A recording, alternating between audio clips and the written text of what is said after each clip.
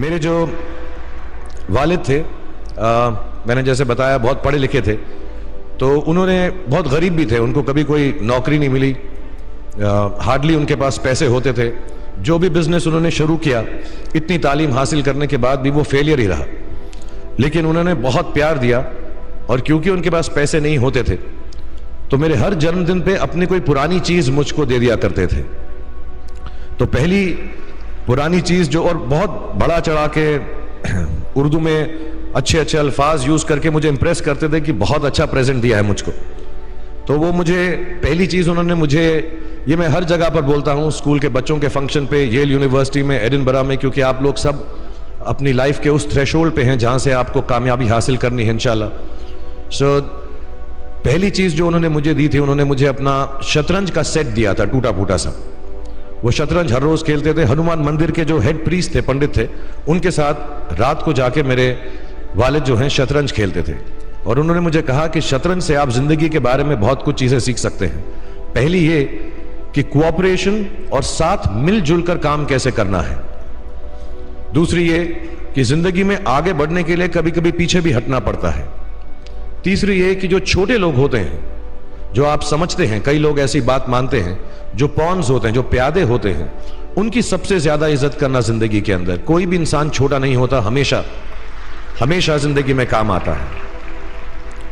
और कामयाबी हासिल करने के लिए आखिरी बात शतरंज ये सिखाती है हमको कि कभी कभी जिस चीज से सबसे ज्यादा लगाव होता है, जैसे रानी से अमूमन हो जाता है, कभी कभी उसे भी सैक्रिफाइस करना पड़ता है आगे बढ़ने के लिए।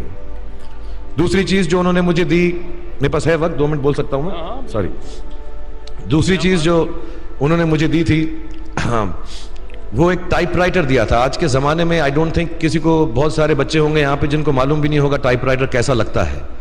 अब सब कंप्यूटर पे काम करते हैं। तो टाइपराइटर के ऊपर जब आदमी लिखता है और अगर गलत लिखता है तो उसको मिटाने में बहुत तकलीफ होती है। So you have to be very diligent, बहुत ध्यान से लिखना पड़ता है। हम गलती नहीं कर सकते। और टाइपेक्स यूज करते थे टाइप को निकालने के लिए, कभी उंगली फंस जाती थी उसकी कीज के बीच में, मगर बहुत मेहनत से, बहुत डिलिजेंस से काम करना पड़ता था। तो जब मैं उस पर टाइपिंग सीखा स्कूल में कॉमर्स करते वक्त, so the only thing I realise is that practice makes you perfect. तो जो भी काम आप जिंदगी में करें उसको डिलिजेंस से करें, ऐसा करें कि कोई गलती ना हो, अपना पूरा दिमाग लगाकर करें, सोच समझ कर करें। ऐसे करें कि यह काम जिंदगी में आपका पहला काम है और इसके बाद आपको मौका नहीं मिलेगा, और शायद यह काम आपका जिंदगी का आखिरी काम है, इसके बाद फिर मौका नहीं मिलेगा। So do it with that kind of diligence. तीसरी चीज उन्होंने मुझे एक कैमरा दी थी, क्योंकि बहुत गरीब थे, वो कैमरा चलता नहीं था बिल्कुल भी, सिर्फ उसके व्यू फाइंडर से बड़ी अच्छी अच्छी तस्वीरें दिख जाती थी, लेकिन खिंचती बिल्कुल भी नहीं थी। और इससे मुझे उन्होंने सीख दी कि जो हमारी क्रिएटिविटी होती है, हम जो भी, कभी कभी हमारी हॉबी होती है, कभी कभी हमारा उससे प्यार होता है, लेकिन हम उसको अपनी नौकरी नहीं बना सकते, अपना काम नहीं बना सकते। बहुत कम लोग ऐसे फॉर्चुनेट होते हैं जैसे मैं हूं कि जो मेरी हॉबी थी, जिस चीज से मुझे प्यार था, कलाकारी से, एक्टिंग से, वो मेरा पेशा भी बन गया। अमूमन ऐसा होता नहीं है।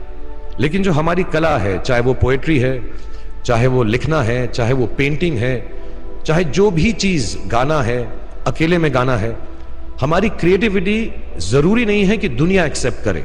जैसे उस कैमरा की तस्वीरें दिखती नहीं है, लेकिन उसमें देखने से खूबसूरत लगता है हर कुछ, वैसे ही आपकी जो क्रिएटिविटी है वो अपने लिए रखें।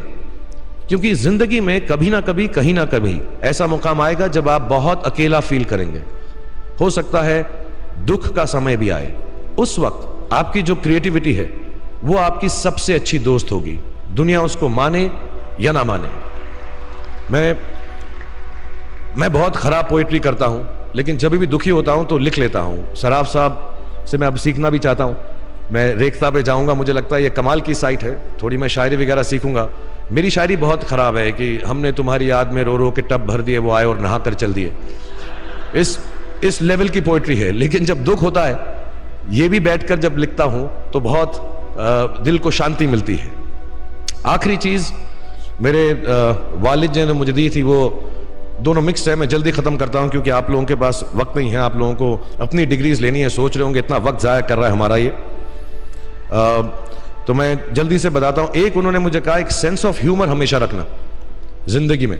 हंसते हमेशा रहना, एक चाइल्ड लाइक इनोसेंस जरूर रखना।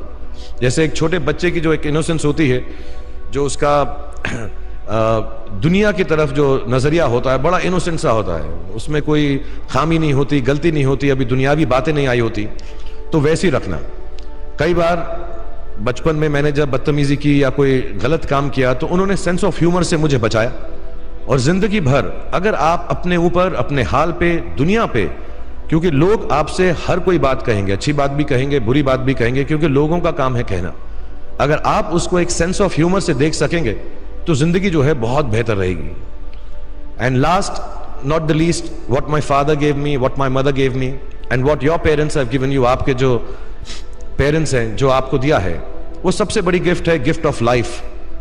जिंदगी की जो जिंदगी एक खुद ही सबसे बड़ा तोहफा है हमारी जिंदगी, और उसको वैसे ही ट्रीट कीजिए।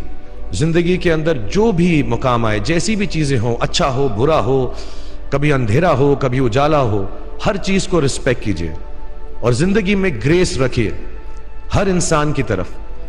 हर इंसान जो भी आपसे जो भी बात करेगा वो अपनी मुसीबत के हिसाब से करेगा, अपनी हैसियत के हिसाब से करेगा, कभी गलत बात भी बोलेगा, ऊंची बात भी बोलेगा। जब आप काम करेंगे, जब आप बड़ी बड़ी कंपनीज के अंदर नौकरी हासिल करेंगे, आपका हमेशा झगड़ा रहेगा, जो मेरा जूनियर है वो ऐसी बात करता है, मेरा सीनियर जो है ऐसी बात करता है। लेकिन सब जो हैं जिंदगी से जूझ रहे हैं, इस जिंदगी में कुछ बनने की कोशिश कर रहे हैं। सो वो ग्रेस जो है, वो लीवे जो है, हर किसी को दीजिएगा जो आपके साथी हैं, जो आपके साथ साथ काम कर रहे हैं, जो आपका साथ काम नहीं भी कर रहे और जो आपका साथ नहीं भी दे रहे। ग्रेस से बड़ी चीज आप जिंदगी को वापस नहीं लौटा सकते। ये 4-5 चीजें याद रखिएगा, याद रखिएगा, नहीं रहे तो कोई बात नहीं।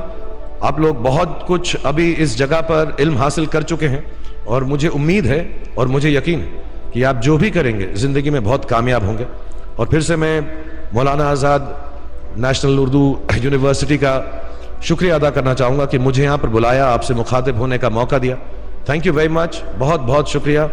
और आप, मुझे मालूम है कुछ टीचर्स जो होंगे यहां पर बैठे होंगे जो आपके फेवरेट नहीं भी हैं, जो बहुत स्ट्रिक्ट होंगे, डांटते भी होंगे आपको, उनको सबसे ज्यादा याद रखिएगा जब आप इस यूनिवर्सिटी से बाहर जाएंगे, क्योंकि जो सबसे ज्यादा टीचर आपसे स्ट्रिक्ट थे वो एक्चुअली सबसे ज्यादा आपसे प्यार करते थे।